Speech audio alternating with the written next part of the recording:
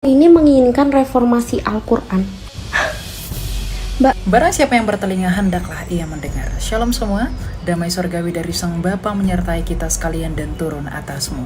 Wanita muda dan cantik ini merupakan salah satu wanita yang salah memahami berkaitan dengan surat terbuka saya kepada Kementerian Agama mengenai ayat-ayat Injil yang digunakan di dalam tafsir keyakinan agama tertentu, di mana beliau menyimpulkan bahwa saya meminta Kementerian Agama untuk mereformasi kitab suci mereka.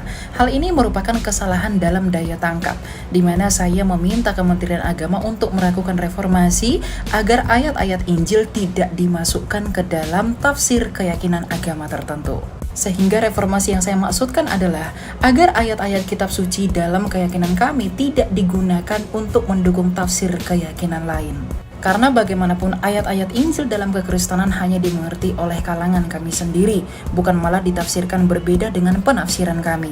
Dan tentu hal ini bertujuan agar tidak terjadi kesalahpahaman di antara kedua belah pihak. Sedangkan di sisi lain ada asumsi teologi yang menyatakan bahwa kitab Taurat dan juga kitab Injil telah dipalsukan. Yang menjadi pertanyaan saya, lantas mengapa yang sudah dipalsukan masih tetap digunakan di dalam tafsir tertentu?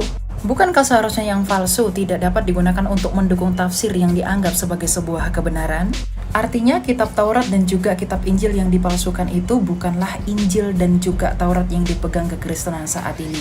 Karena yang dipalsukan merupakan kitab Taurat yang diturunkan kepada Nabi Musa dan juga kitab Injil yang diturunkan kepada Nabi Isa. Sedangkan fakta bahwa Torah atau Taurat dalam kekristenan bukanlah yang diturunkan kepada Nabi Musa, melainkan yang ditulis Musa dan dilanjutkan oleh Yosua.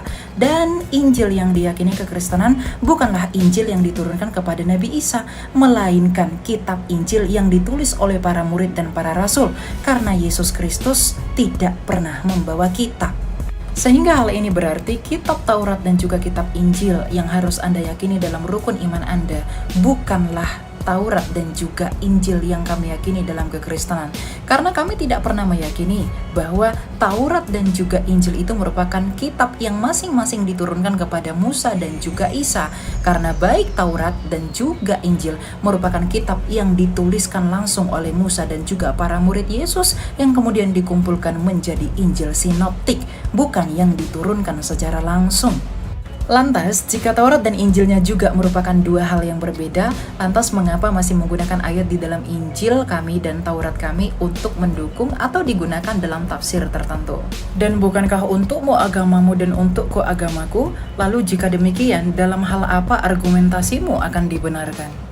Atau bagaimana jika Anda diperhadapkan ketika ayat-ayat kitab sucimu kami gunakan untuk mendukung tafsir Trinitas atau mendukung keilahian Yesus Kristus? Bukankah kamu tidak sepakat dengan tindakan tersebut? Lalu mengapa hal tersebut tidak berlaku dalam sikap kami? Oleh karena itu, surat terbuka yang saya tujukan tidak lain hanya bertujuan untuk menciptakan kekondusifan di antara kita untuk tidak saling memperdebatkan. Karena bagaimanapun Injil dan Taurat yang kalian yakini bukanlah Injil dan Taurat yang kami pegang saat ini. Karena Injil dan Taurat yang kalian yakini adalah Injil yang diturunkan kepada Nabi Isa dan Taurat yang diturunkan kepada Musa. Sedangkan Injil dan Taurat yang kami yakini adalah Injil yang dituliskan oleh para murid dan para rasul Yesus Kristus dan Taurat yang dituliskan oleh Musa dan juga Yosua. Inilah perbedaan kita, dan saya selalu menekankan perbedaan agar selalu saling memahami di dalam kerukunan umat beragama. Tuhan memberkati dan damai dari Sang Raja menyertai kamu sekalian. Salam Kristus Raja.